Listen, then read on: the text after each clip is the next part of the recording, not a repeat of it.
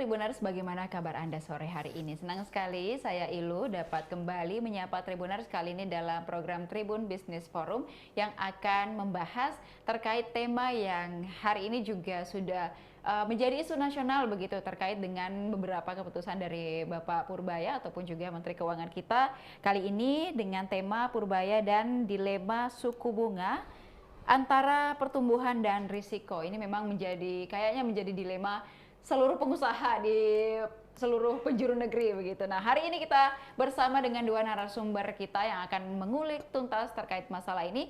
Pertama ada Profesor Marsuki Dea selaku ekonom dari Universitas Hasanuddin, dan juga ada Wakil Ketua Kadin Sulsel Bapak Satria Majid yang bersama kita pada sore hari ini di studio. Kita sapa terlebih dahulu. Assalamualaikum Bapak. Waalaikumsalam. Baik. Ya, selamat sore. Prof, gimana kabarnya? Wah, alhamdulillah. Alhamdulillah sehat ya. Sehat. Baik. Nah, Bapak gimana Pak? Ya, alhamdulillah. Alhamdulillah sehat. Baik, kita bisa berkumpul dalam keadaan Terima penuh kasih. sukacita dan membahas isu yang lagi gonjang-ganjing juga ya Pak ya, terkait dengan ini Pak Purbaya memang sejak resmi menggantikan Ibu Sri Mulyani ada banyak ininya ya, banyak yang dia munculkan ke media dan juga banyak dibahas juga. Salah satunya terkait dengan suku bunga. Nah, tema kita kali ini terkait dengan dilema suku bunga. Namun sebelum jauh membahas hal tersebut, kita mau sedikit berkenalan dulu dengan narasumber kita. Untuk Prof sendiri, untuk di Unhas, Prof sudah berapa lama dan menjadi ekonom? Saya masuk tahun berapa ya? Kuliahnya tahun 81 ya. Sudah itu jadi dosen tahun 86. Setelah itu ya Sampai begitu. sampai saat ini. Ya, sampai saat ini sekolah tahun 89 di Perancis, kemudian pulang tahun 97, persis krisis. Yang 97-98 itu ya Prof ya? Ya, itu enak sekali itu ya. Itu 2005 ditugaskan ke BI Jakarta sebagai anggota Badan Supervisi Bank Indonesia 2 periode. Jadi saya kerja di BI ya pusat, kurang lebih hampir 4 tahun ya, sampai 10 tahun dah.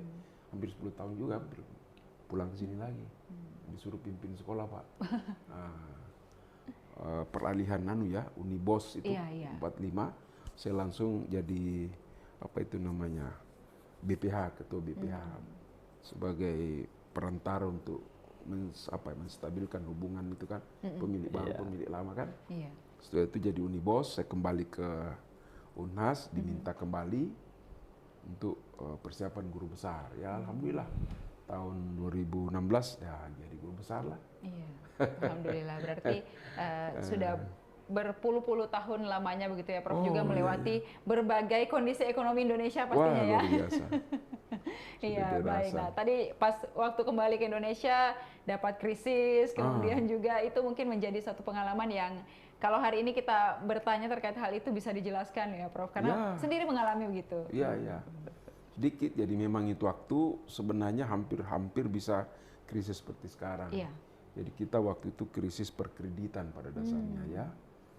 Tapi kredit luar negeri, nah, kemudian kredit domestik ya ikutannya, sehingga ya terjadilah kesulitan ya, nilai tukar jatuh, kemudian kebijakan ekonomi harus diintervensi atau oleh IMF, kemudian Indonesia harus berganti pemerintahan ya, apakah itu disengaja atau tidak, tapi yang jelas berganti dan terjadilah reformasi.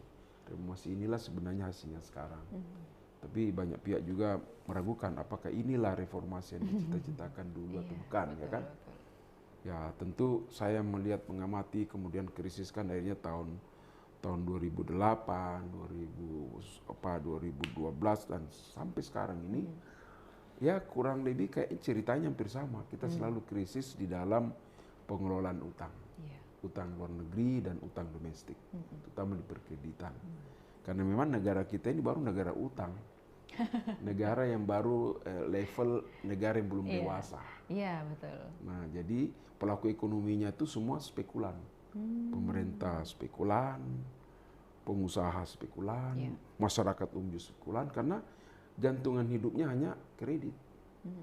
Negara tergantung luar negeri, pengusaha dan kita konsumen kredit perbankan, perbankan juga begitu. Jadi akhirnya memang kita masuk dalam era di mana masa masyarakat masyarakat pemerintah itu masih tergantung dari dananya orang, bukan uangnya sendiri. Nah, jadi level daripada sistem ekonomi itu ada 3 pada misalnya. Yang dasar, di mana negara terlibat, sebarkan uang, masyarakat belanja sangat sederhana. Setelah sudah pintar, berusaha, muncullah sistem perbankan keuangan. Setelah itu ada lagi sistem financial ekonomi, itu masyarakatnya sudah punya uang. Jadi masyarakat sudah punya, mereka sudah lebih rasional. Di negara yang berbasis kredit, disebut kredit ekonomi, itu negara yang sangat tergantung daripada sumber hidup, pembiayaan dan sebagainya itu daripada dananya orang lain. Nah, biasanya orang-orang begitu atau kelompok-kelompok masyarakat pelaku ekonomi seperti itu, ya dia spekulan semua. Kalau dia dapat kredit, alhamdulillah, dia mau bayar ya alhamdulillah juga, insya Allah. Kan negara juga begitu. Jadi jor-joran semua. Yang penting saya dapat uangmu, mengenai saya kembalikan, insya Allah. Nah, itulah terjadi gap terus.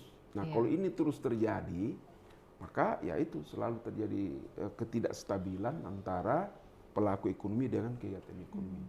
Tapi itu bukan berarti sesuatu yang salah. Memang proses perkembangan kemajuan suatu negara seperti itu. Nah, Indonesia ini sudah semakin lama, tentu sudah mengalami peningkatan. Tapi selama tahun 98 sampai sekarang, menurut kategori saya, indikator ketergantungan pelaku ekonomi itu terhadap kredit, negara terhadap utang luar negeri, pengusaha dan masyarakat umum terhadap kredit perbankan, itu masih sangat tinggi. Masih sangat tinggi. Jadi tidak tergantung pada sumber pembiayaan pasar modal. Ya, kok di negara-negara maju itu pasar modalnya besar. Jadi disebut dia sebagai negara berbasis kredit karena itu tadi rasio antara kredit ya dengan PDB itu masih terlalu tinggi. Nah, jadi kok dibanding misalnya kurang lebih kalau kreditnya masih 80%, 20% pasar modal, nah itu berarti negara itu masih kredit. Sama juga dengan kita. Kita belanja hidup semua masih tergantung pada kredit bank, atau mungkin kalau kita pegawai negeri gaji misalnya hanya 5 juta, belanja kita sampai 20 juta, itu kan berapa itu? Itu disebut dengan ketergantungan kredit. Karena tapi apakah itu salah? Tidak. Hanya ini kok terlalu lama. Masih tidak terlalu terjadi perubahan. Di negara lain itu berubah. Mulanya misalnya 80 turun 60, 40. Kita ini kok antara 75-80 itu saja betul. Berarti kita tunggu saja ekonomi kita akan tidak pernah selalu stabil. Dia hanya digerakkan oleh perilaku spekulasi daripada pelaku ekonomi. Nah, itu tantangan yang harus dibenahi sebenarnya oleh pemerintahan baru. Nah, kita tidak tahu pemerintahan baru ini menuju ke sana atau tidak. Nah, itu yang mungkin harus kita analisis ya. Karena Pak Menteri Keuangan ini justru saya lihat justru mengajak utang itu tidak bermasalah. Negara masih boleh berutang, semua orang boleh berutang. Saya bilang, waduh, ini kita semakin mau menuju ke belakang itu maju ke depan ya. Itu dari sisi negatif. Tapi dari sisi positif, kalau itu kita bantu potensi itu kita mampu putar untuk balik ya, sehingga menciptakan pertumbuhan, ya bisa berbalik pada peningkatan kesejahteraan. Nah, itu saya lihat lagi logika berpikir dari Pak Menteri. Jadi dari dia berpikir supply side, kemudian untuk mendorong demand side. Nah, sehingga menariknya misalnya pajak jangan dulu dinaikkan. Kalau perlu ada kompensasi, atau likuiditas harus digelontorkan supaya mendorong naiknya kapasitas perbankan. Meskipun kita paham orang bank juga jadi bingung. Orang yang saya sudah beri pinjaman saja, yaitu unbused loan-nya hampir 2.400 triliun, dikucurkan lagi 2.000 triliun. Nah, ini bisa jadi kacau kan? Akhirnya BI jadi bingung. Aduh, ini gimana? Nah, sekarang saja inflasi sudah memang rendah, tetapi kok dikucurkan begitu jor-joran. Nah, dampaknya harapannya Pak Menteri, suku bunga turun. Nah, perbankan tidak mungkin mau turunkan suku bunga. Kredit yang dia salurkan saja belum pernah diminta, ya, masih tidak diminta sampai 2.400 triliun lebih. Ditambahi lagi dengan 4% bunga, itu menambah beban bisnis mereka. Jadi kalau dia kasih kredit dulu berapa, sekarang dibebani lagi, dipaksa kan. Nah, itulah ini isunya menjadi hangat. Karena akhirnya apakah betul bisa menekan bunga dengan adanya itu, atau justru sebaliknya. bisa justru meningkatkan bunga.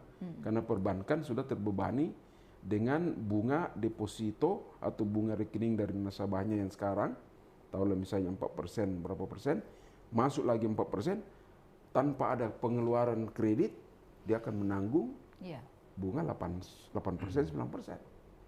Nah, ini kan jadi masalah, akhirnya berdampak pada kredit perbankan itu tidak akan semakin agak sulit. Ya, karena bank takut rugi, permintaan kredit yang masih kecil karena kondisi ekonomi. Nah, seharusnya bagaimana ini keluar dari situ? Nah, pemerintah keluar dengan kebijakan mengurangi pajak, ya kan? Dengan pengurangan pajak yang turun, diharapkan pengusaha jalan lagi, konsumsi naik lagi, itu dari demand side ya. Nah, tapi masalahnya masyarakat sedang daya beli rendah. Nah, ini kan masalahnya. Betul itu, Pak. Nah, yang paling penting bukan sebenarnya kondisi bebannya. Memang tidak ada uang, jadi biarlah you paksa juga tidak ada duit. Nah, inilah yang menjadi tantangan terutama di beberapa sektor. Tapi dari politik anggaran pemerintah yang baru yang tahun 2026 ini itu kan bisa mulai kita baca kira-kira ini gimana prospek ekonomi kita ke depan, terutama di dunia usaha, di sektor ya. Nah, kok di sektor ekonomi yang ada beberapa sektor yang bagus nanti, bagus. Misalnya di infrastruktur, di pertahanan, ya toh, di konsumsi, kemudian retail. Tapi di sisi perbankan dan di sisi properti dan teknologi itu bahaya sekali. Nah, ini yang perlu, karena kenapa? Itu gara-gara tadi kebijakan suku bunga itu yang tidak mampu mendrive sektor itu. Nah, jadi para pengusaha ada di sektor properti ini sampai tahun-tahun depan harus hati-hati mainkan dia punya bisnis, jangan sampai terlalu royal, bisa kebablasan, hilang semua. Karena kan dengan kondisi begini kalau misalnya terus ini diantisipasi negatif oleh pelaku pasar, ya kan? Karena pemerintah menurunkan pajak dari sisi logikanya bagus, tapi masalahnya bagaimana membiayai program-program pemerintah yang besar, ya kan? Program pemerintah yang besar itu tadi kan ada 8 Astacita ya. Nah, ada 8 sektor itu terutama di MBG itu yang terbesar kan. Duitnya nggak ada ini. Absorb pajak kurang. Bagaimana caranya absorb pajak mau banyak, memang kapasitas daya beli daya bayar orang kurang kan. Jadi ini persoalan. Sehingga pasar membaca kemungkinan besar membiayai sektor-sektor yang diprioritaskan ini lari kepada pencetakan surat berharga pemerintah, SBN, untuk utang dalam negeri. Karena utang luar negeri sudah hampir 10.000 triliun, 9.100 triliun, sangat besar. Ya, negara-negara lain juga mengalami masalah kan, Amerika, Jepang, Eropa sekarang kan lagi susah cari duit, pinjaman juga. Nah, meskipun akhirnya Pak Presiden bilang, Pak Menteri mengatakan, ya ini bukan masalah. Utang itu sesuatu yang belum berat, karena dari rasio internasional, indeksnya 60% dari PDB ya. Tapi kan kita baru hampir 40%, belum katanya. Tapi bukan itu persoalannya seharusnya yang harus diperhatikan. Kemampuan bayar yang nanti akan diambil dari APBN itu yang sampai ratusan triliun, apa siap? Nah, itu juga. Jadi Pak Purbaya sekarang ini menurut saya memang sangat dilematis. Karena sehingga terutama dari luar negeri menyoroti lembaga-lembaga internasional ini agak unik-unik kebijakannya kan. Kemudian yang mengkhawatirkan kalau terjadi kontradiktif antara tidak koordinasi antara otoritas moneter dan otoritas fiskal. Karena dengan mengambil uang 200 triliun dari BI ditarik keluar untuk ke situ, itu sebenarnya sudah memveto ya kebijakan BI. Tapi dari sisi kebijakan tidak apa-apa. Kenapa ditahan oleh BI? Karena dia tahu kalau ini keluar ini bisa inflasi. Kalau ini inflasi, nilai tukar akan jatuh. Tapi apa itu yang terjadi setelah saya lihat terakhir? Enggak juga. Nilai tukar kita hari ini apresiasi. Jadi banyak teorema-teorema yang kita bisa bayangkan secara teori, tetapi dalam fakta terkadang tidak seperti itu. Nah, disinilah uniknya. Nah, jadi memang kita selalu amati hubungan antara kebijakan-kebijakan ini dengan dunia realnya. Itu kira-kira. Jadi yang sekarang jadi dilematis itu adalah kebijakan suku bunga itu sendiri. Apakah memang kebijakan kan 4 ini kebijakan utama disebut dengan trilema ya, trilema polisi. 3 kebijakan utama pokok Kementerian Keuangan ini yang agak unik. Pertama itu tadi dia harus membelanjai asta cita programnya yang besar. Itu berarti kan APBN digunakan untuk ekspansif ya. Jadi aktivis, jadi tidak aktivis fiskal aktif. Jadi tidak sama dengan Ibu Sri Mulyani, sangat konservatif. Dia selalu menjaga stabilitas, ya kan? Nah, itu satu. Kemudian yang kedua, Purbaya percaya sekali sekarang tidak boleh dunia usaha masyarakat dibebani dulu pajak. Karena dia tidak punya pendapatan, daya beli kurang, masuk akal. Ya kan? Tetapi ditanya lagi, bagaimana saudara membelanjai yang tadi besar-besar di atas itu? Dia bilang, itulah kita akan gerakkan itu untuk dunia usaha. MBG itulah yang diharapkan nanti menjadi stimulus untuk mendorong sektor UKM, perdagangan, UMKM dan semuanya ya. Tapi pertanyaannya, uangnya dari 400 triliun direncanakan hanya sisa 70 triliun. Waduh. Menggapai ini pengusaha yang sekarang ada di lalu hangat dibicarakan. Utang negara. Sering banget kita dengar angkanya, tapi nah itu satu. Dilema yang ketiga itu apa namanya? Dia dia menyemprot likuiditas sampai 200 triliun yang menyusahkan BI, dan yang paling susah adalah perbankan. Karena dia dipaksa untuk turunkan suku bunga menjadi 7%. Nah, yang sekarang saja dia tidak bisa salurkan 2.300 sampai 400 triliun. Ditambah lagi tambahan bunga 4% dari 2.000 triliun. Ini gimana nih? Nah, itulah yang perlu kita pahami secara komprehensif supaya bagaimana para pelaku ekonomi menyikapi ini, terutama dunia usaha. Karena dunia usaha lah yang menjadi promotor daripada perekonomian ini. Nah, yang saya sebutkan tadi dari dunia usaha yang menjanjikan itu adalah infrastruktur di pangan, dengan kemandirian pangan, infrastruktur di energi, kemudian di kesehatan, mungkin pendidikan tidak ya. Tapi yang mewaspada adalah di sektor keuangan bank, kemudian properti dan teknologi informasi. Karena itu bisa berdampak pada penurunan kapasitas mereka untuk bersifat produktif. Iya, baik. Nah, kalau dari Kadin sendiri mungkin Pak sebagai orang yang terjun sebagai pelaku usaha begitu, melihat dilema ini akan seperti apa Pak? Ya, makasih Tribuners. Mencermati tadi yang disampaikan guru kita, Prof. Sungguh memang dua yang berbeda ya antara Ibu Sri Mulyani dengan Pak Purbaya. Tetapi saat ini kalau kami melihat Pak Purbaya ini datang mampu membaca nasib bangsa ini Betul. dengan berdasarkan data dan fakta ya. Sebagai pengusaha itu menjadi sebuah harapan buat kita. Bagaimana kebijakan menteri ini mampu menggerakkan sektor real, membalik apa yang dilakukan oleh Ibu Sri Mulyani. Bagaimana sektor real ini bekerja sehingga tadi itu mampu meningkatkan pertumbuhan. Itu yang kami baca saat ini. Tetapi ya tentu kebijakan-kebijakan ini jangan hanya sebatas yang ditetapkan tetapi belum dirasakan. Sudah terwacanakan di level atas ya, tetapi belum dirasakan oleh kita yang ada di bawah. Tambahan tadi yang 200 triliun itu kan sebenarnya ya memberikan angin segar buat kita bahwa kita bisa bersemangat lagi berusaha ini dengan ya tentu ada stimulus ya. Nah, kalau itu berjalan, tentu kan ekonomi di bawah bergerak.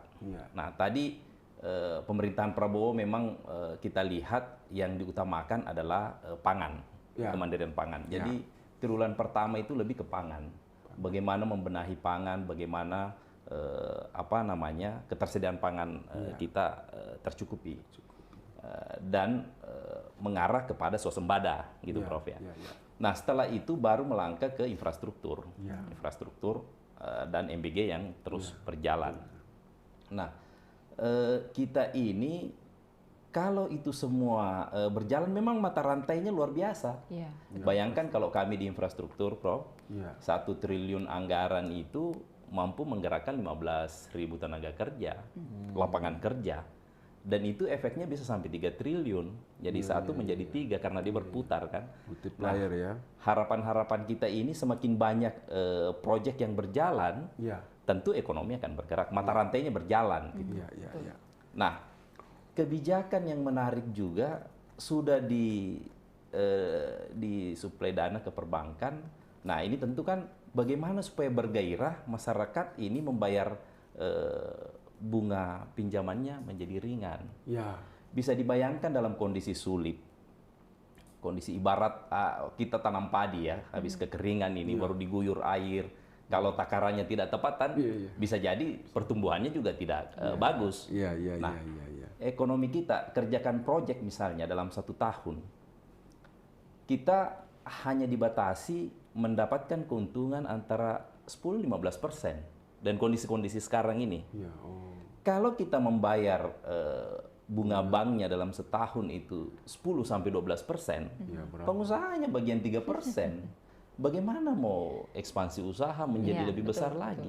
Keluar dari cengkeraman perbankan ini. Prof tadi menjelaskan secara detail tentang bisnis perbankan.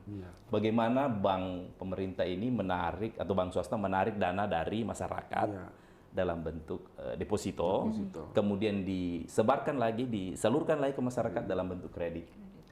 Bank-bank pemerintah saat ini jor-joran mengambil dana masyarakat. Ada yang sampai 7% bunga deposito. Sementara ya untuk dia harus untung kan? Makanya dia menyalurkannya dengan angka 10, 11, 12%. Dalam kondisi ini ya, apa yang kita dapatkan bagi pengusaha ini sudah jelas. Saya kebetulan di konstruksi, memahami betul bahwa dalam menyusun anggaran itu jelas keuntungan hanya 15% dari sisi perencanaan. Kalau pelaksanaannya, metodologinya bagus dan lain sebagainya, cara kerjanya punya modal sendiri, itu bisa untung, bagus. Tetapi ketika menggunakan dana perbankan, lebih banyak yang diambil perbankannya. Nah, harapannya kami ini ke Pak Menteri, itu harus turun. Bunga itu turun, minimal seimbang lah pendapatan kita. Kami dapat 7,5, bank juga dapat 7 gitu kan, atau kami lebih untung sedikit lah biar ini. Nah, kita bisa melihat jumlah uang yang belum tersalurkan kurang lebih 2.300 triliun ya, Prof. Nah, kalau ini tersalurkan dengan baik dengan tadi stimulan bunga rendah, ya tentu kita berharap ini berputar di masyarakat sehingga pertumbuhan ekonomi berjalan. Bisnis perbankan kesampingkan dulu lah egonya untuk untung besar gitu kan. Tadi Prof bilang takut rugi, ya kan? Ini saya balik sedikit, jangan untung besar lah di situ karena dia dapat 4% dari Pak Purbaya yang suplai tadi ini, ya tentu kan ada selisihnya di situ. Nah, di situ. Nah, bank swasta juga begitu, malah bank swasta masih cenderung lebih menarik di suku bunganya agak rendah. Tetapi dia berat untuk mendapatkan dana dari masyarakat dalam bentuk deposito. Karena bank pemerintah lebih tinggi menawarkan bunga depositonya. Nah, ini kalau sesama mereka sih no problem karena namanya perbankan. Tapi kita berpikir bagaimana jumlah yang pengusaha yang begitu besar ya, UMKM kita yang begitu besar bisa juga kembali denyut berusahanya, kemampuan berusahanya, semangat berusahanya ini bisa tumbuh kembali. Pajak juga demikian. Undang-undang itu kan per tahunnya naik 1% itu Prof, sampai ujungnya nanti di 2006 untung ditahan kenaikannya tahun ini. Sekarang kita udah bayar 12%. Nah, kalau itu bisa juga diatur kembali ke 10%, itu sangat membantu. Karena mata rantainya bisnis ini, UMKM ini ada di kita, di ujungnya, di pengusaha. Betul. Yang di bawah-bawah ini belum terdampak pajaknya. Kami yang setelah mengolah barang ini, memproses ini yang bayar pajak. Nah, ini mungkin ya harapan ya ke Pak Menteri supaya betul-betul mencermati. Mudah-mudahan strateginya yang menggerakkan pertumbuhan ekonomi dari bawah ini itu berhasil. Itu harapan kami. Baik, nah mungkin juga untuk contoh konkretnya kalau dari sisi pengusaha untuk di sektor perumahan kali ya Pak, atau seperti apa? Ya, kalau sektor perumahan itu program 3 juta rumah. Itu juga memang butuh strategi yang kuat ya, karena kalaupun dia membangun rumah, yang beli siapa gitu kan? Nah, itu salah di mana? Jadi semua harus tumbuh ini, semua mata rantai ini harus berjalan. Nah tadi yang saya kembali, ketika orang bekerja di sektor konstruksi tadi, menggerakkan, membuka lapangan kerja sampai 15.000, yang terlibat tenaga kerjanya puluhan ribu sekian, itu kan ada di masyarakat ujungnya. Sehingga dia punya kemampuan untuk membayar rumah subsidi misalnya 1,5 juta per bulan, karena disubsidi oleh pemerintah. Nah itu harapannya. Nah di Kementerian Perumahan juga sudah ada banyak kebijakan-kebijakan yang dikeluarkan untuk perbankan. Ada kalau tidak salah pinjaman per 5 miliar itu bisa berulang sampai 4 kali. Tetapi ya tentu dengan aturan yang ketat juga sehingga bisa mengakses itu. Nah, harus hati-hati dan betul. Nah, itu tadi harapannya ke pemerintah, beri kami kepastian. Iya. Kebijakan itu harus pasti sampai kapan, jangan jangka pendek, gitu kan? Yang dilakukan Pak Purbaya ini kan jangka pendek, seperti menanam padi, 3 bulan ke depan akan panen, 4 bulan ke depan akan panen. Nah, ini apakah iklimnya atau cuacanya sekarang mendukung untuk panen itu? Artinya disuplai air berlebih, tetapi iklim tidak mendukung, ya tetap juga tidak bisa panen kita kan. Nah, beri kami keyakinan bahwa perspektif ke depan seperti ini, melihat jangka menengah dan panjangnya seperti apa, sehingga kita juga bisa mengatur strategi. Perbankan sudah menurunkan misalnya suku bunga, kita bisa mengatur planning kita seperti apa. Iya, baik. Nah, mungkin Pak, kalau Prof juga kalau misalnya melihat situasi kita, apalagi juga sudah mendengar bagaimana dari sisi pengusaha dan terkait masalah yang sudah kita perbincangkan tadi atau dilema, mungkin untuk kebijakan fiskal dan moneter mungkin seberapa penting dalam menghadapi dilema ini? Nah inilah yang sekarang ini yang kita takutkan, risiko daripada kebijakan fiskal Kementerian Keuangan ini terkadang agak benturan, jadi trade-off namanya trade-off dengan kebijakan moneter. Tapi itu secara teori memang begitu, karena kalau pendekatan moneter yang kita tekankan itu selalu stabilitas. Itu aja, targetnya bagaimana nilai tukar bagus, inflasi terkendali, nilai tukar. Dia terkadang tidak mempunyai visi yang lain, misalnya pertumbuhan. Tapi kan dengan kebijakan makroprudensial dari Bank Indonesia, itu sudah menuju ke situ. Bagaimana mensupport, jadi bukan hanya stabilitas 5 tahun, tapi mensupport sektor real. Itulah diantaranya bagaimana mendorong pariwisata sebagai pusat pertumbuhan baru, ya, yang melibatkan masyarakat banyak diantaranya. Nah, hanya dengan sekarang ini dengan makroprudensial ini kan ada juga OJK kan di situ. Betul. OJK inilah yang sebenarnya langsung bisa masuk mengarahkan sektor perbankan di dalam yang diminta sama Pak pengusaha itu supaya misalnya ya bank janganlah terlalu tinggi untungnya gitu kan. Ya, cukuplah oleh Pak Purbaya ditekankan sampai 7% saja. Itu kok 7%, waduh, lumayan itu pengusaha kan. Hanya perbankan ini sekarang karena kan dia selama ini sudah bermain taruh deposito di atas itu kan. Ya kok dipaksa 7%, pasti dia tidak mau. Apalagi diguyuri lagi kredit, kemudian bilang cukuplah saya 4%. Ya akhirnya lama-lama bisa-bisa diambil itu uang itu, kemudian dibayarkan, dia punya kewajiban yang lain. Jadi kan uang itu berputar tidak masuk ke sektor yang diharapkan. Itu yang paling berbahaya. Jadi kebijakan moneter dan kebijakan fiskal sekarang dalam kondisi yang sangat risk, ya, karena sepertinya kalau dulu ada namanya KSSK ya, Komite Stabilitas Sistem Keuangan, mereka itu berkoordinasi, ini tidak ada koordinasi lagi masalahnya. Iya. Seakan-akan Menteri Keuangan ambil kebijakan sendiri. Bahkan DPR sudah tiba-tiba dia potong itu dia potong itu MBG dari sekian ratus triliun jadi 70%, itu tanpa melalui kesepakatan dengan DPR. Nah, kemudian tiba-tiba uang diambil, itu tidak ada kesepakatan DPR. Artinya dominan fiskal policy ini sedang dijalankan oleh pemerintahan baru. Tapi itu bukan hal yang salah, dalam kondisi darurat itu harus dilakukan.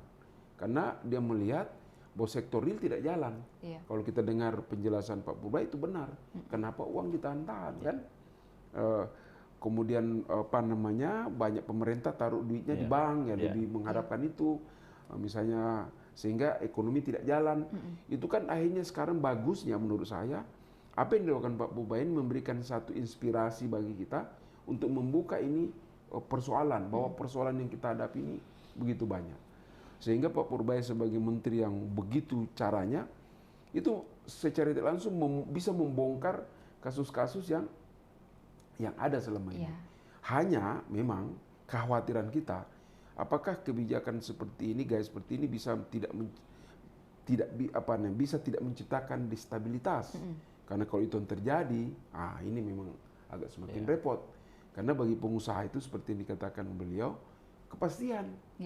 Misalnya regulasi yang dibuat oleh Kemenko itu harus tertulis, jadi hanya bukan dalam konteks dalam membicarakan, tapi pada saat dalam implementasi dengan program yang sudah terurai itu belum.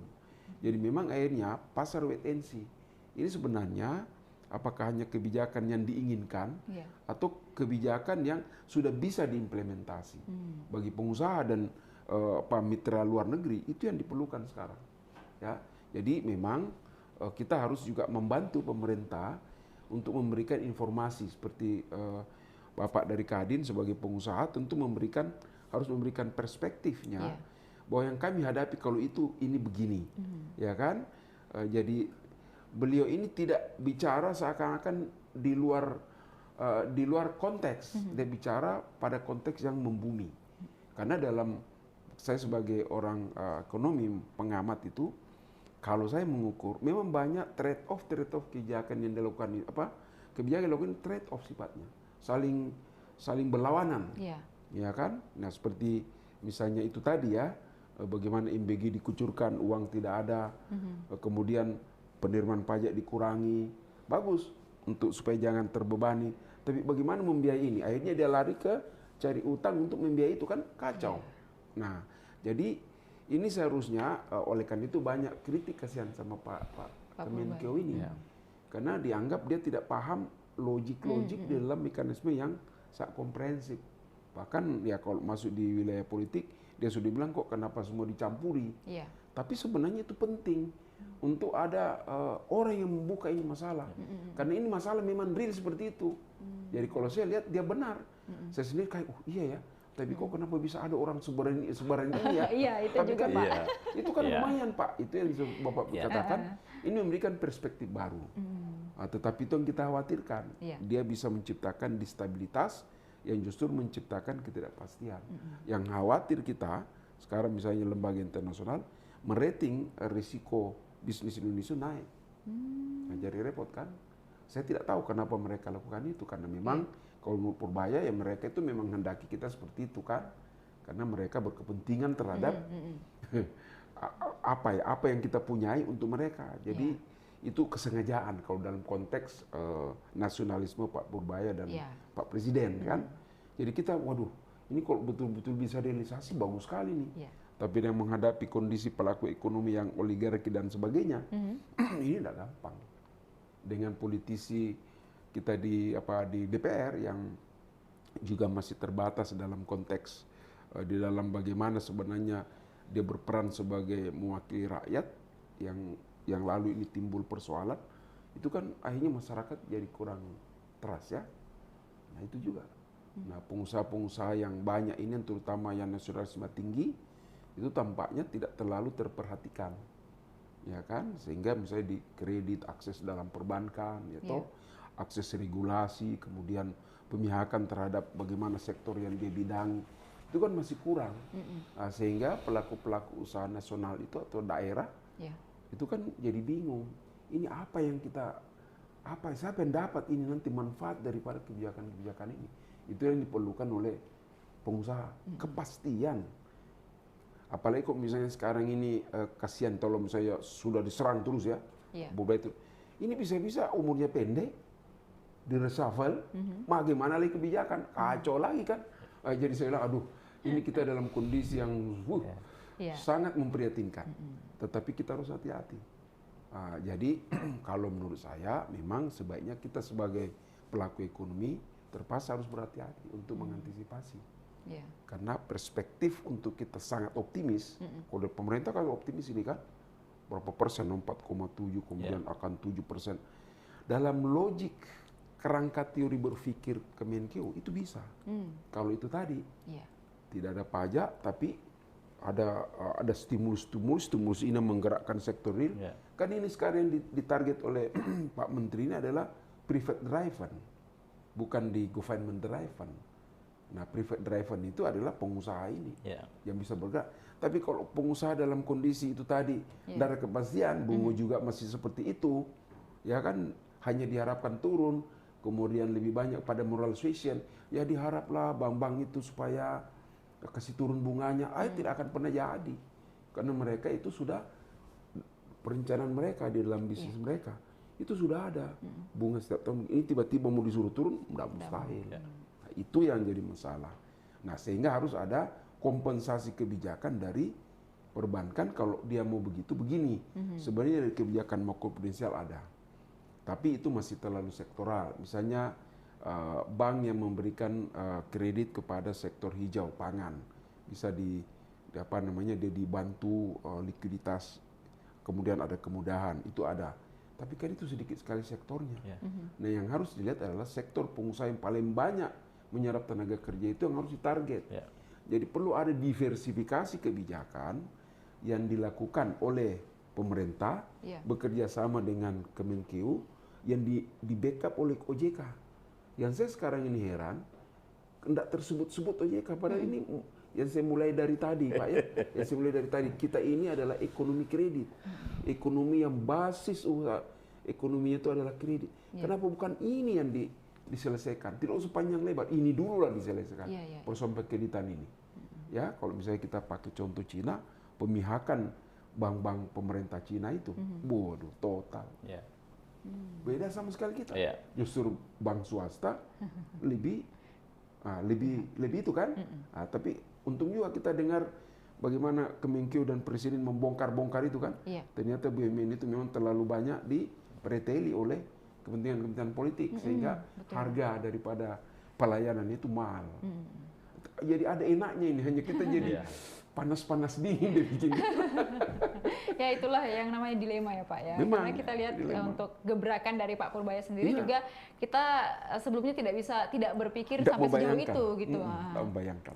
Tapi ternyata beliau ini berani begitu ya Pak berani. Meskipun di belakangnya juga ada beberapa resiko yang mengintai begitu. Nah, mungkin seperti apa mungkin Bapak melihat antara keberanian Pak Purbaya ini dengan risiko, nanti mana kira-kira yang lebih menonjol gitu Pak? Kalau saya lihat sekarang ini, kalau sebenarnya yang paling repot sekali ada friksi antar kelembagaan, terutama DPR. Kan DPR kan selama ini minta maaf ya sudah terlalu enak ya. Jadi dengan kondisi begini kan cukup mengganggu. Nah, friksi satu. Friksi kedua dengan otoritas moneter. Friksi ketiga dengan beberapa kelembagaan kementerian. Nah, ini menurut saya Pak Purbaya ini tak tahu ya. Kalau hanya presiden saja yang backup agak sulit. Jadi dia harus di backup oleh siapa? Ya itu harus ada kelompok besar, ya politisian besar yang memang juga bisa merangkum. Karena ini kan kekuatan-kekuatan untuk beliau ini tidak memberi pengaruh yang besar lagi kan sudah mulai kan. Kita bacalah itu dan itu memang ada benarnya.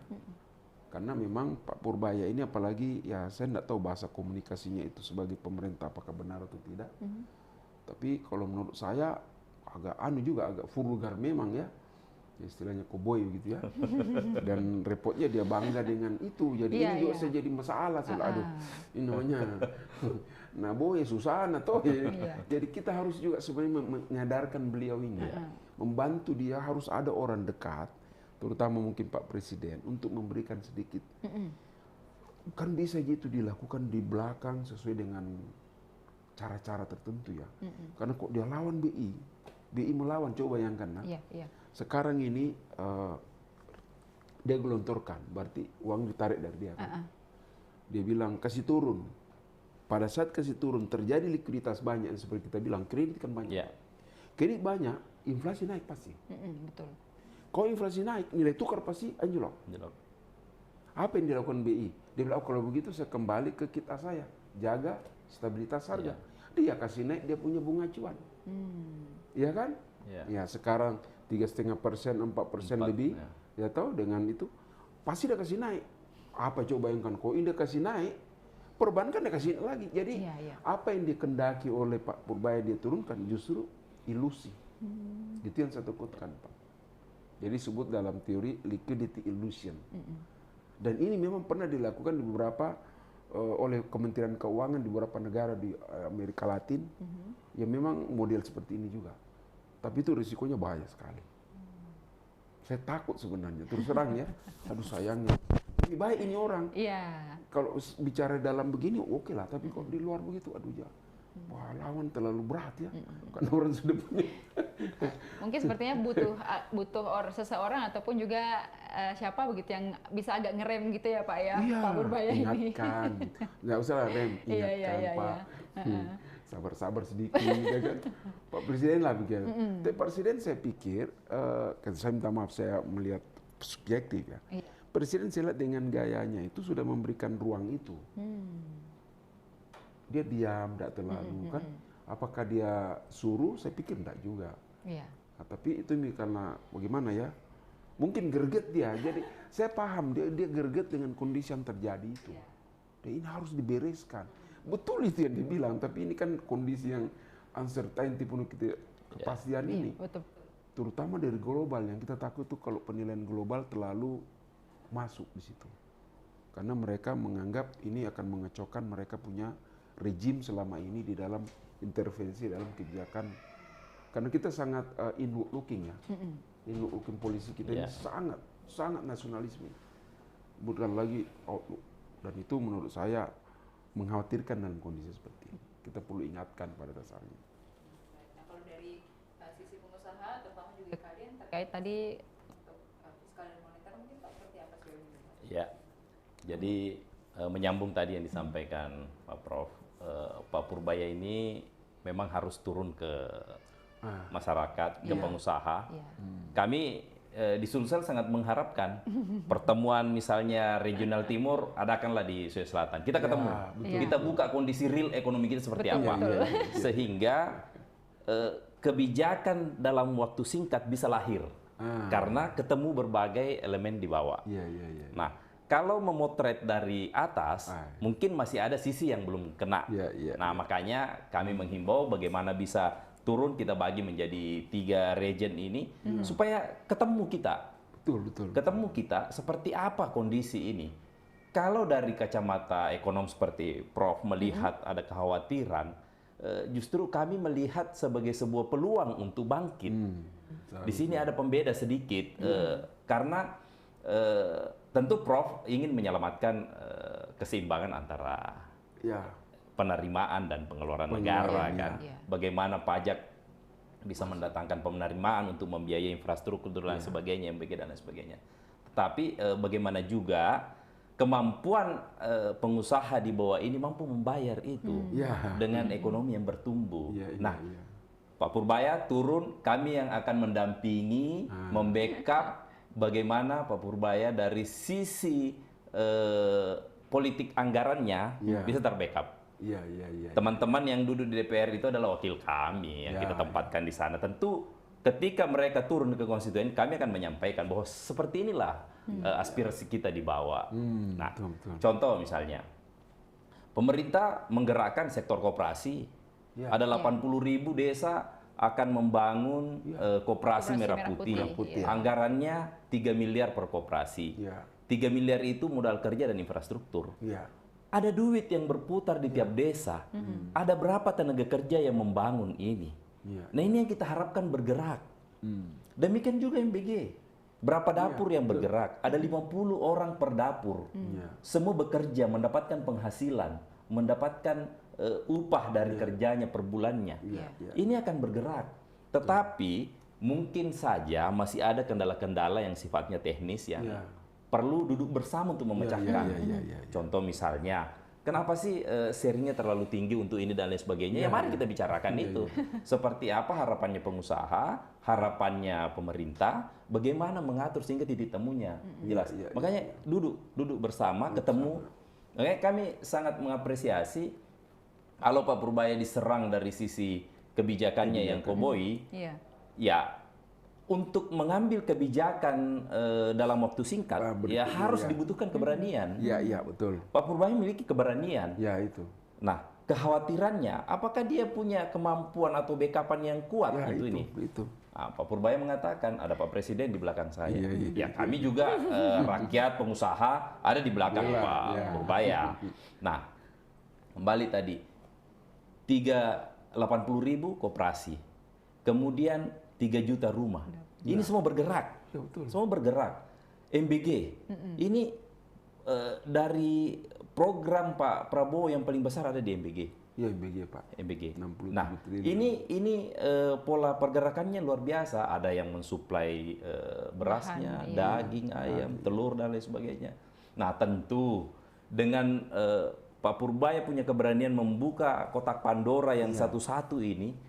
Kebiasaan pemerintah daerah menyimpan duit dalam bentuk deposito itu kan membekukan pekerjaan, membekukan aktivitas ekonomi di bawah. Di Jawa Barat misalnya ada 4 triliun. Berarti ada kurang lebih 50.000 tenaga kerja yang harusnya bekerja di sana dengan duit 4 triliun. Kami di Kota Makassar juga ada juga. Nah, ini mendorong kesadaran bersama.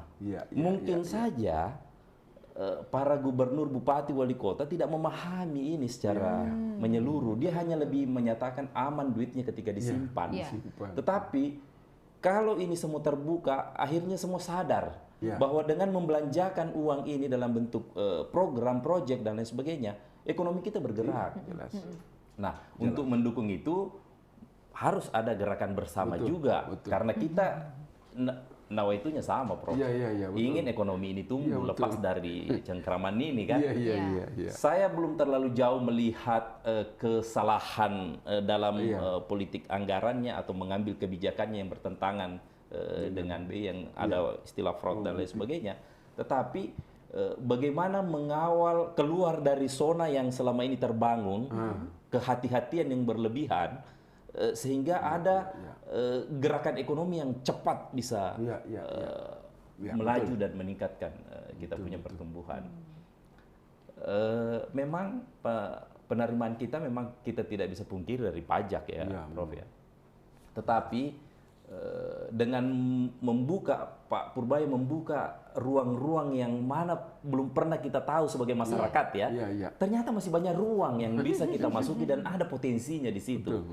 Penerimaan bukan pajak misalnya dari hasil bumi dan lain sebagainya, itu kan luar biasa semua. Ya tentu memang butuh support yang luar biasa juga untuk Pak Purbaya, namun tidak sedikit juga memang yang melihat langkah yang dilakukan oleh Menteri Keuangan ini tidak berdasarkan dengan kebiasaan yang selama ini dilakukan oleh negara-negara yang berutang seperti kita ini. Makanya Prof sebagai ekonom selalu mengingatkan kita kehati-hatian. Itu wajar. Betul. Prof akademisi dalam posisi ini memang harus berdiri di tengah, memberikan peringatan ketika terlalu keras keluar dari rel. Prof memberikan pendapatnya. Tetapi selama ini masih namanya batas wajar, mari kita gerakkan ini ekonomi di bawah. Intinya pertumbuhan ada, kemudian lapangan kerja ini tercipta, pemerataan juga dan keadilan sosialnya berjalan. Saya yakin aman-aman aja. Membagi dengan baik tidak ada lagi berat antara barat dan timur, tidak ada lagi, semua dibagi dengan proporsi yang adil. Saya yakin anak negeri ini semua menerima dengan baik. Iya. Iya, begitu. Mungkin Prof juga melihat tadi kalau dari teman-teman pengusaha berharap ini ada semacam duduk bersama dulu gitu ya, Prof. Mungkin seperti apa terkait hal itu? Yang saya senang ya dengan program kebijakan pemerintah baru ini, itu nasionalisme. Dia ingin kembali bahwa kita ini harus mandiri. Itu kan itu modal dasar loh. Itu. Kita dikembalikan untuk berpikir. Nah, bagaimana membangun itu ya lahirlah itu beberapa program kebijakan ya, yang misalnya mandiri pangan, mandiri energi dan sebagainya. Mengenai dampak yang terbuka itu kan mulai kita sadar, oh ternyata pemerintah ini punya program memang ada sesuatu yang membuat kita tidak bisa mandiri. Nah, sehingga itulah misalnya mulai menimbulkan masalah-masalah di luar, dan itu sebenarnya ingin mengembalikan bagaimana potensi-potensi itu dikembalikan untuk kepentingan ekonomi nasional, ya kan? Nah, dalam rangka itu tentu memang harus ada hentakan-hentakan kebijakan yang membuat para pelaku ekonomi tersadar bahwa ada masalah yang kita hadapi ini. Dan sekarang sudah kita senang, banyaknya masalah. Nah, tetapi sekarang bukan itu lagi kita persoalkan kan, bagaimana cari jalan keluar.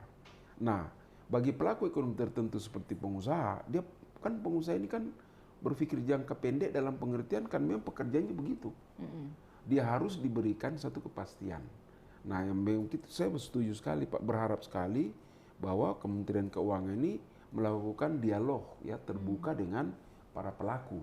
Kalau dengan bankir, jadi jangan dia hanya bicara begitu di luar, tapi diajak bankir-bankir dulu sama-sama.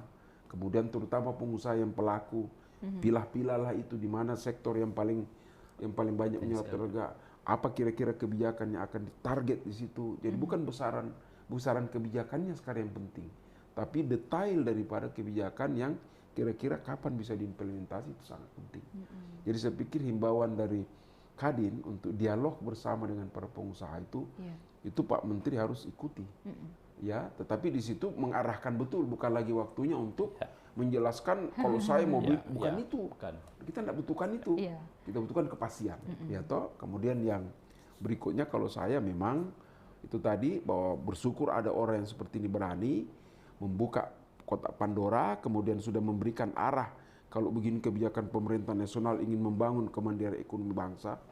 Waduh, saya sebut ada banyak tulisan saya membangun ekonomi kebangsaan berbasis pada pasal 33 itu. Itu kan akan menuju ke situ, koperasi desa. Itu kan kembali membangun dari bawah kan.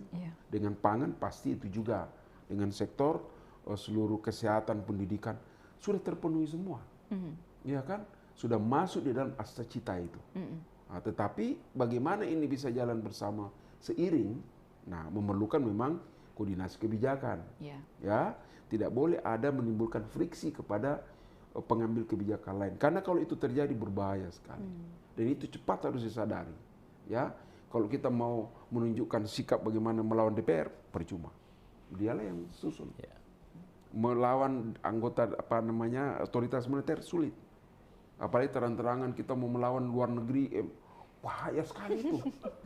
Apalagi terang-terangan kita mau melawan oligarki, gila. Jadi ini persoalan-persoalan yang diperlukan. Saya sebagai akademisi itu paham betul.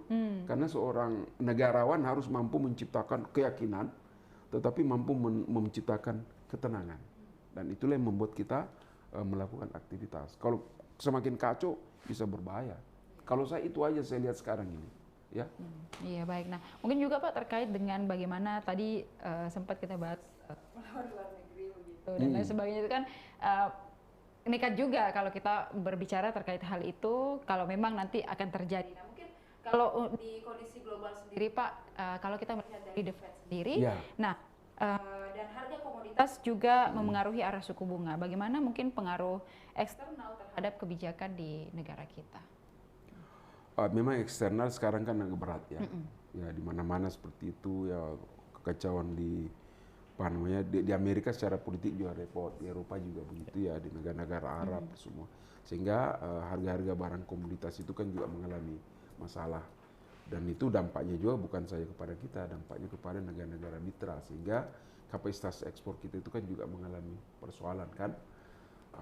Tapi sebaiknya kok dari satu sisi penurunan kapasitas ekspor kita itu sebenarnya tidak usah dirasakan, ada baiknya juga. Mudah-mudahan nanti kita bisa ngolah dan kita sendiri, para pengusaha kita sendiri nanti yang mengeksplorasi tidak lagi oleh kelompok luar. Jadi hilirisasi itu hilirisasi antara anak bangsa. Dan, meskipun misalnya perlu luar tapi dia sebagai membantu gitu ya, sebagai mitra usaha. Nah, karena target dari Astra Cita juga perdagangan ekspor oleh pemerintah kan, terutama di komunitas-komunitas primer. Nah, kalau hanya kita selama ini modelnya seperti sekarang, ya memang kasihan karena kita bahan mentah atau mungkin sudah diolah tapi ternyata yang olah juga bukan kita, ya percuma. Tapi kok nanti misalnya sudah dikembalikan itu adalah diolah oleh pengusaha-pengusaha nasional ya, atau pengusaha daerah yang diberi konsensasi kemudian diberi pemihakan kebijakan mulai dari perizinan, mulai daripada akses pada pembiayaan. Saya pikir itu akan sangat bermanfaat, ya kan? Karena sekarang ini kan kita selalu percaya yang bisa mengolah itu hanya dari luar. Nah, sudah itu orang luar masuk ke sini pakai uang dari perbankan kita juga. Jadi apa yang kita dapat? Ya itulah namanya ya ketidakadilan ekonomi kan, terutama di daerah-daerah yang kaya sumber daya alam. Jadi semakin kaya sumber daya alam, disitulah tingkat kemiskinan dan pengangguran tinggi. Ini harus dipangkas itu. Jangan sampai terjadi lagi seperti itu. Tapi itu kan namanya kebijakan sektoral, ya. Yang disitulah mungkin Kementerian Investasi harus mulai melakukan satu pemihakan terhadap bagaimana mendorong sektor pertambangan misalnya, ya, atau energi yang memihak kepada pengusaha nasional. Sekarang kita kan tidak percaya. Mana orang Indonesia SDM-nya kurang tahu, kurang pandai. Tapi sebenarnya itu kurang tepat. Karena kalau sudah 78 tahun, 80 tahun SDM kita tidak pandai mengolah minyak, mengolah energi, yang salah siapa? Bukan kita. Yang salah kembali lagi pada pemerintah.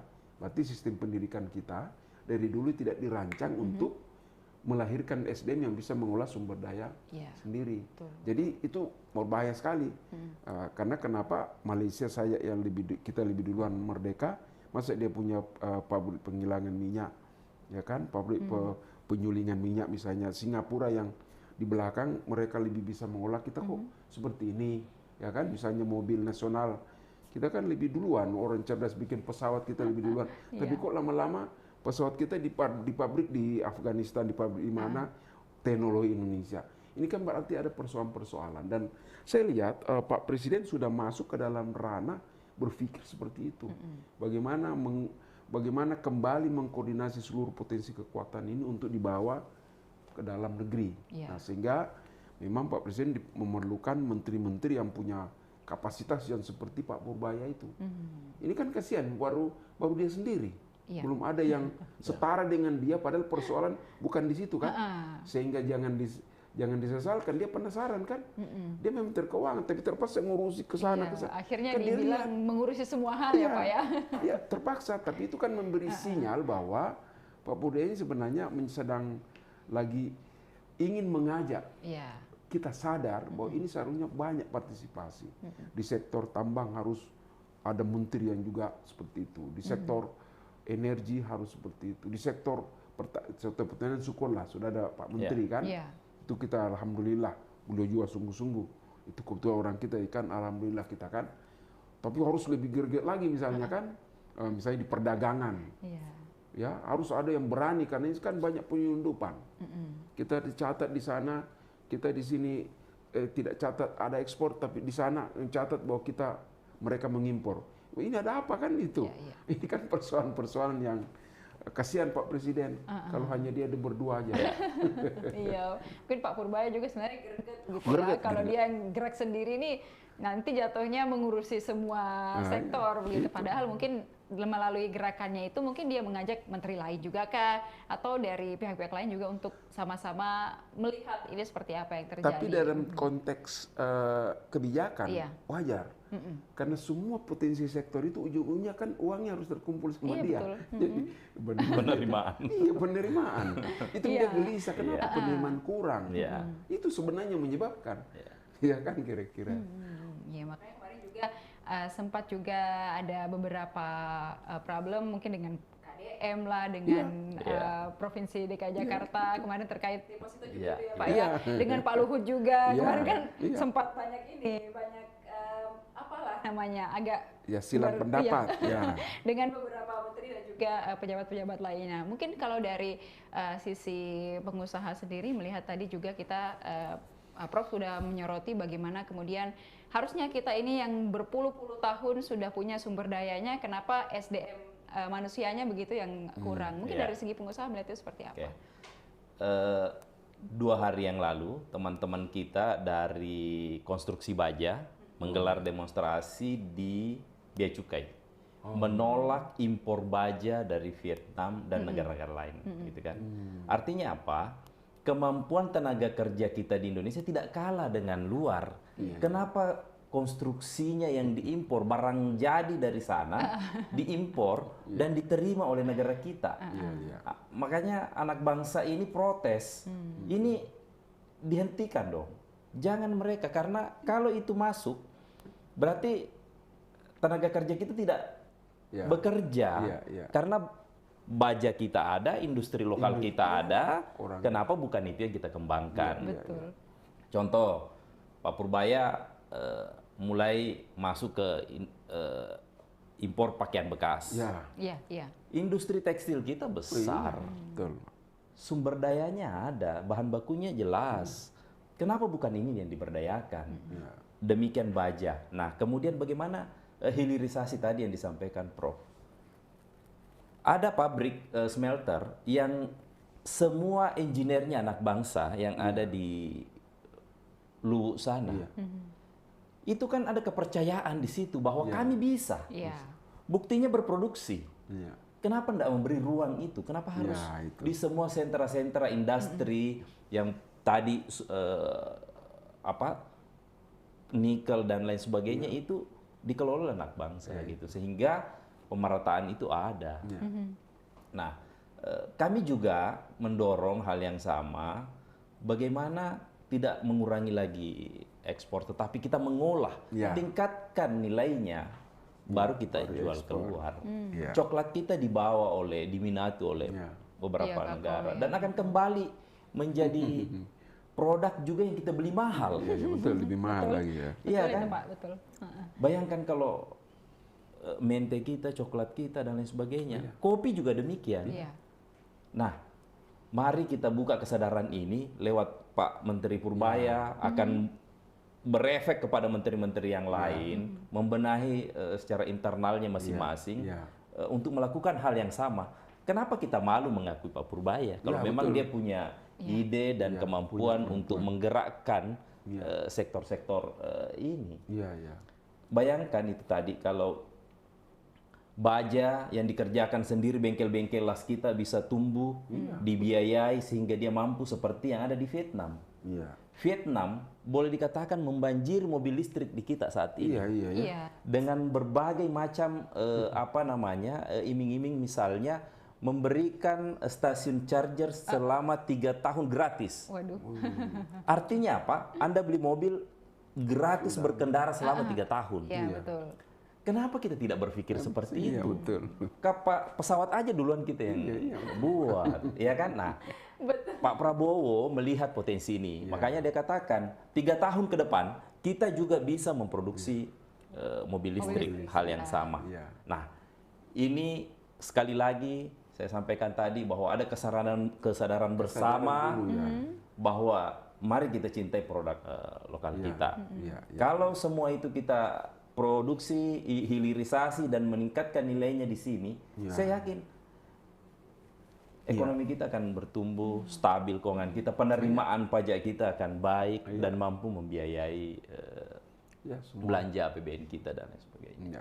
Dan juga terkait produk lokal, mungkin kita juga membutuhkan kepercayaan dari masyarakat, karena kita kan lebih suka kalau dibilang impor, oh bagus nih, kalau dibilang produk lokal kayaknya kurang di kualitasnya. Kalau untuk kepercayaan masyarakat juga, dan memang dari segi kualitas juga sudah diakui, ya kenapa tidak kita mencoba untuk lebih berkembang lagi dari sisi lokal dan lain sebagainya. Nah, untuk di Sulawesi Selatan sendiri Pak, terkait dengan sebagai daerah dengan potensi ekspor yang besar juga, kita di Sulawesi Selatan Dan apakah ini terkena dampak langsung juga dari kebijakan suku bunga global, Pak? Seperti apa? Ekspor kita kan memang masih bukan ekspor olahan yang sudah maju ya, masih ya semi olahan dan bahkan sangat konvensional ya. Tapi itu sudah cukup.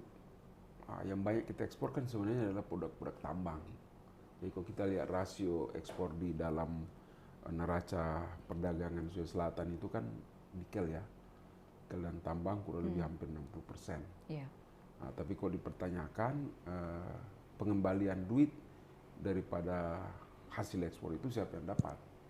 Itu kan kembali ke kita, ya kan, kembali kepada pengusaha itu. Dan pengusaha itu kan kita tahu bahwa bukan bangsa kita.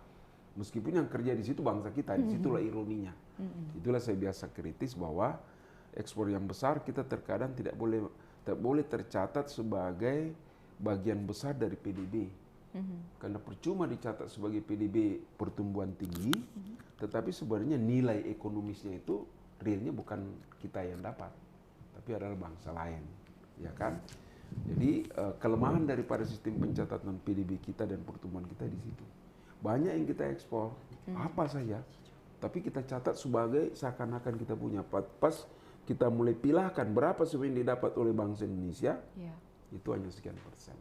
Bahkan kalau di Sulawesi Tengah teman saya lakukan kajian itu, dari berapa 4 triliun dia punya tambang, dia dapat hanya 200 miliar. Waduh. Di sini bayangkan dia punya tahun digali dia dapatnya 200 miliar dari royalti dan sebagainya. Ironis kan? Tapi dia dicatat ekspor luar biasa. Tapi duitnya 200. Nah, ini kan persoalan yang harus kita sadari. Jadi hilirisasi yang dihendaki pemerintah itu seharusnya adalah hilirisasi yang diolah oleh kita sendiri kan. Apalagi kok didatangkan lagi mesinnya, ikan sudah dari awal sudah apa yang kita dapat gitu kan. Nah, itulah yang sebenarnya persoalan. Jadi menurut saya ekspor Sulawesi Selatan potensial. Hanya sayangnya hasil daripada ekspor itu sebenarnya bukan kita lebih banyak yang dapat. Masih lebih banyak para investor. Tapi kita tidak bisa salahin. Dia kan investasi. Ya kan? Dia mereka dapat modal, bawa mesin, bawa apa ke sini, kita tidak bisa salah. Kalau gitu siapa yang salah? Kita yang ke depan harus kebijakan investasi asing kita itu harus memihak kepada kebijakan investasi dalam negeri. Jadi kalau di Cina itu mereka memang mitra dan perjanjian kerja antara investor dalam negeri dan luar negeri itu sangat detail dan disusun oleh kita, disusun oleh republik mereka, sama dengan China, dengan Amerika, Eropa apa semua itu dia sudah bikin perjanjian ketat. Ini koproduksi ini, tapi di sini tenaga ahlinya ini. Setelah itu saya bisa mencontoh, tetapi saya rubah sedikit dan itu keras. Kita kan enggak. Yang membuat perjanjian itu ada di New York, ada di Jerman, ada di Swiss. Kita hanya menerima perjanjian itu. Ini kan yang sangat ironis.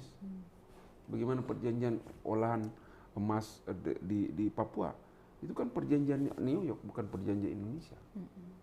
Nah, itu kan persoalan-persoalan esensial yang kenapa ada pihak, terutama tanda kutip, pemerintah yang masih berpikir seperti itu.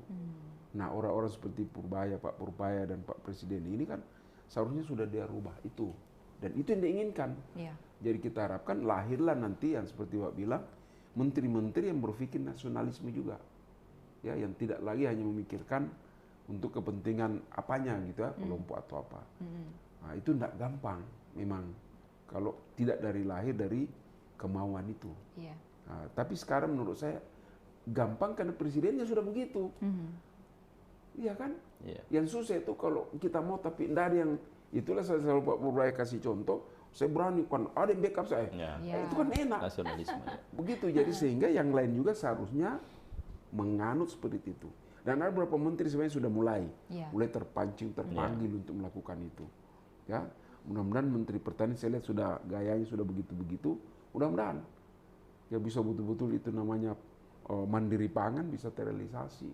Tapi memang ya harus terencana betul ya toh, jangan sampai justru nanti besar hasilnya tapi tidak melibatkan juga para pengusaha-pengusaha lokal dan pengusaha nasional ya di dalam hilirisasi sektor pertanian.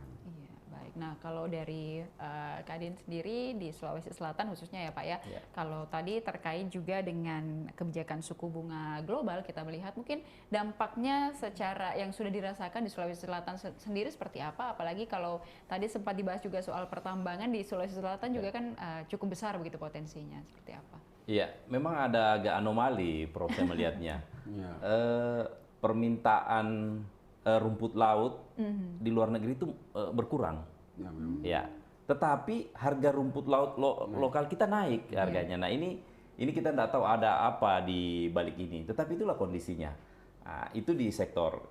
Tapi saya melihat memang bukan kita yang lebih dominan mendapatkan keuntungan-keuntungan ekspor ini, terutama di hasil pertambangan tadi itu. Iya. Nah, mungkin kalau itu berbalik ya Prof, kita hilirisasi hasilnya betul-betul oleh kita, investasinya oleh anak bangsa, membangun smelternya, kemudian menjual, tentu kan keuntungannya besar karena dana dan investasinya dilakukan oleh anak bangsa sendiri. Nah, kita tidak bisa meragukan lagi kemampuan kita punya engineer dan lain sebagainya. Itu mampu memproduksi itu.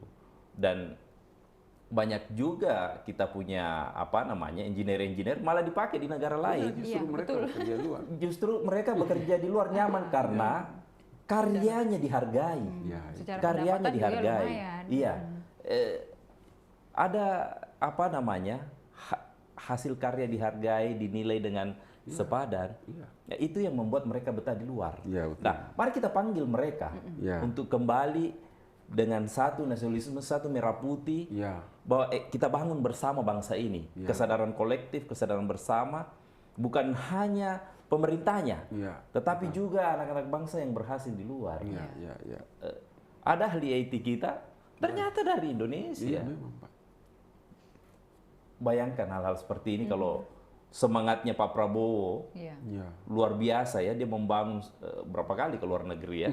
Itu semangat yang luar biasa bagaimana menunjukkan Indonesia di mata dunia, mendudukkan posisi kita begitu strategis di luar negeri. Nah, giliran sekarang kita yang ada di dalam negeri ini bagaimana mensupport ini keinginan besar untuk mulai dari pangannya kita mandiri, kemudian kemampuan industri kita juga sudah bisa kita kembangkan sendiri. Nah, hal-hal ini yang memang tidak mudah, tetapi bisa. Iya, bisa. Bisa. Ada optimisme di situ. Selama beri kepercayaan kepada anak bangsa. Optimis lah kami para pengusaha, Kadin, dan seluruh elemen-elemen pengusaha pasti optimis untuk itu. Mampu kita merealisasikan industri dalam negeri bersaing dengan luar ya. Ada kok beberapa contoh pembangunan PLTU gitu tidak lagi menggunakan tenaga asing. Murni semua di Palu Poso itu tidak ada tenaga asing di situ. Semua orang kita, engineer-engineer kita ternyata bisa. Kita juga mendapatkan lisensi-lisensi pengakuan-pengakuan terhadap karya-karya kita di luar. Nah, demikian juga dengan sumber daya manusia kita. Di bidang konstruksi di beberapa negara kami dipakai. Kami ikut tender di luar untuk proyek konstruksi. Misalnya konsultan ya. Nah, mari semua potensi ini kita berikan porsinya. Nah, yang menjadi persoalan terkadang pemerintah ini langsung memberikan kepada BUMN karya misalnya dengan porsi yang besar tanpa pelibatan kami yang ada di lokal. Nah, itu juga harus diberikan porsi yang seimbang. Jangan semua diserahkan ke BUMN. Contoh misalnya pembangunan Merah Putih, Koperasi Merah Putih, semua diberikan ke Agrinas. Bagi dong ke kita konsultan-konsultan yang ada di tiap-tiap provinsi yang ada, sehingga kita sama-sama merasa memiliki produk ini. Nah, itu semua nanti kita mudah-mudahan ini sampai dan didengarkan sehingga ada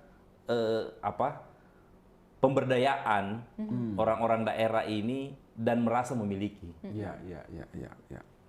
Kalau hanya membangun gudang dan lantas dipercayakan ke hanya satu pihak, tentu kan tidak pemerintahnya yang tidak memberikan ruang buat kita. Bagaimana kepercayaan ini bisa ditumbuhkan? Kalau sudah diberikan kepercayaan, lantas dia tidak menyelesaikan dengan baik, beri sanksi. Iya kan? Sehingga ada pembelajaran juga. Nah ini semua yang perlu duduk bersama sehingga kita bisa menjelaskan posisi-posisi ini. Bagaimana menggerakkan ekonomi daerah secara merata, ada keadilannya. Betul. Ada keadilan di dalamnya. Makanya dengan duduk bersama kita bisa bukan lagi menggambarkan apa yang kita lakukan, tetapi lakukan ini, kerjakan ini untuk menggerakkan ini. Kurang begitu, Prof. Kalau kami langkah konkret untuk mendapatkan triwulan ke depan ini ada pertumbuhan sesuai yang direncanakan. 5,5% ya, Prof. Ya, kita optimis untuk itu. Tetapi libatkan semua. Jangan hanya kelompok-kelompok tertentu karena melihat ini golongan ini golongan ini dari kelompok A, kelompok B. Tapi lebih terbukalah memberikan kepercayaan kepada seluruh anak bangsa. Dan juga mungkin dengan melibatkan mungkin yang dari daerah, misalnya dari Sulawesi Selatan dengan Kadin dan lain sebagainya, yang khusus juga di Sulawesi Selatan, itu artinya kita inilah yang paham dengan kondisi supaya juga sama-sama bisa memberikan saling memberi masukan begitu ya. Dan sampai kalau semuanya dialihkan ke pihak pusat, dibangun saja di daerah kan itu ya hanya membangun saja begitu, tidak juga melibatkan. Nah, mungkin Prof sebagai penutup kita pada sore hari ini, apa yang ingin Prof sampaikan, mungkin baik itu untuk pemerintah sebagai orang yang di tengah-tengah ini, Prof, pemerintah, kemudian masyarakat sebagai konsumen dan pelaku usaha sebagai yang bergerak juga. Pertama saya salut ya bahwa arah kebijakan ekonomi pemerintah ini berbasis nasionalis ya. Sehingga kebijakan yang ditempuh itu secara garis besar itu sudah menuju kepada bagaimana memberdayakan potensi ekonomi nasional dan daerah, ya toh. Karena kalau dari 8 asca cita itu kan sudah tergambar. Indonesia negara pertanian, harus mandiri pertanian, harus energi, ya toh, harus kesehatan, pendidikan dan seterusnya, termasuk investasi. Dan ini kan di backup oleh beberapa kebijakan, ya. Kebijakan ekonomi yang ditempuh ini kan memang harus terkoordinasi, yang paling penting. Nah, yang pegang kendali besar kebijakan ekonomi itu adalah memang Kemenku, ya. Kemudian di backup oleh misalnya secara independen otoritas moneter, yaitu BI, dan ada kebijakan-kebijakan sektoral. Nah, itu ada dalam satu kerangka sistem perencanaan nasional kita, dan itu sudah dalam koridor yang bagus, ya toh. Hanya memang saya lihat ada kekurang seimbangan, belum seimbang ya kekuatan yang dimainkan para pengambil kebijakan ini secara bersinergi. Ya, ada mereka ada fungsi, tapi ada yang terlalu berlebihan, ada yang kurang. Nah, ini mungkin perlu dibenahi. Nah, kemudian yang kita juga senang bahwa Presiden terutama sebagai pilar yang mengambil kebijakan itu sudah clear maunya bawa kemana.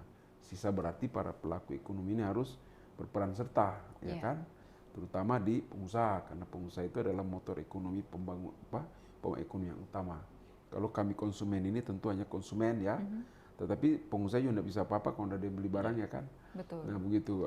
Kemudian harus disupport oleh lembaga legislatif terutama ya, karena dialah yang membuat regulasi. Jadi janganlah legislatif itu mengambil perannya seakan-akan terpisah dia daripada rakyat, apalagi terpisah daripada pemerintah yang dipercaya untuk menjalankan amanah. Jadi kalau ada friksi-friksi, jangan semakin dijauhkan, tetapi dicarikan titik temunya sehingga friksi-friksi yang terjadi selama ini itu bisa diperkecil. Karena itulah yang membuat nanti rasa keamanan, rasa percaya daripada seluruh pelaku ekonomi, terutama dari luar negeri. Kalau saya hanya itu aja yang saya harapkan sebagai pengamat. Iya, baik. Terima kasih, Prof. Dan juga Pak Satria, mungkin dari segi ataupun juga pandangan dari para pengusaha, apa yang mungkin boleh disampaikan? Iya, dalam kondisi global yang tidak menentu saat ini, kita butuh purbaya-purbaya yang lain yang berada di kementerian-kementerian strategis untuk mensupport pemerintahan Prabowo. Arahnya sudah jelas, nasionalisme. Kita mau membangun kemandirian kita sebagai anak bangsa. Tinggal butuh leader di masing-masing sektor strategis seperti Pak Purbaya. untuk Pak Purbaya sendiri, mari turun ke temu langsung dengan para pengusaha, biar mengetahui kondisi real apa yang terjadi di masing-masing daerah. Itu harapan kami. Iya, semoga undangan ini sampai ke Pak Purbaya ya. Kita berharap. Betul sekali. Baik itu di Sulawesi Selatan atau Indonesia Timur dulu ya Pak ya. Kemudian juga di seluruh daerah di Indonesia yang mungkin nanti akan juga kena pengaruh dari dilema yang sedang terjadi begitu. Baik, terima kasih Prof sudah memberikan begitu banyak sekali pencerahan bagi kita yang mungkin agak keluar rel ini ya Pak ya. Sebagai pengamat juga dan bisa melihat bagaimana sepak terjang dari Pak Purbaya hingga hari ini. Semoga ada ini ya Pak, yang mungkin tadi Bapak bilang agak pelan-pelan sedikit supaya nanti kita bisa mencapai apa yang artinya kita cita-citakan bersama, khususnya juga dengan negara kita yang masih banyak utangnya ini. Baik, dan juga dari Kadin, terima kasih Pak. Untuk teman-teman pengusaha, semangat terus. Semangat terus dengan dilema yang sedang terjadi. Semoga kita juga bisa mewujudkan tadi berbagai cita-cita, khususnya juga bagaimana memberdayakan SDM lokal kita, betul sekali. Dan terima kasih kepada Tribuners yang sudah menyaksikan program kita pada sore hari ini. Jangan lupa juga saksikan beragam program menarik lainnya hanya di kanal YouTube dan Facebook Tribun Timur, Mata Lokal Menjangkau Indonesia. Saya Ilu Devisania, beserta narasumber dan juga seluruh kerabat kerja pamit undur diri. Terima kasih dan sampai jumpa. Download Tribun X sekarang, menghadirkan lokal menjadi Indonesia.